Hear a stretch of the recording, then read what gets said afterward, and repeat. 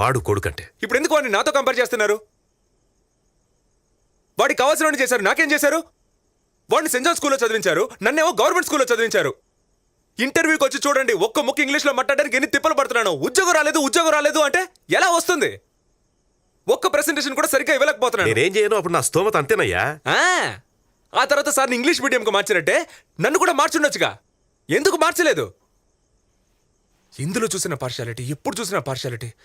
Compare చేసి చేసి అసలు ఎందుకు కంపేర్ చేస్తున్నారు?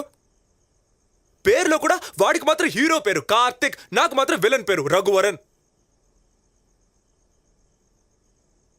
మీకు వాడే సూపర్ స్పెషల్ అనుకుంటే డైరెక్ట్ గా వాడినే కనుండాల్సింది. నన్నెందుకు కన్నారు? ఏం చేయని చెప్పు. ముందు నువ్వు పుట్టావు, ఆ తర్వాతే వాడు పుట్టాడు. Super, very good. అట్లీస్ట్ ఒప్పుకుంటున్నారుగా. అవును నిజమే అని. ఇంకేం మాట్లాడను? నేను పుట్టకపోయినా పర్లేదు, అదేగా మీరనేది. నా హెల్త్, నా ప్రాణం.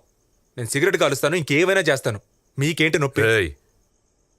జాగ్రత్తగా మాట్లాడు, లేకపోతే మర్యాదగా ఉండదు. మర్యాదగా ఉండదంటే ఏం చేస్తారు? నన్ను ఇంట్లోంచి వెళ్ళిపోమంటారు?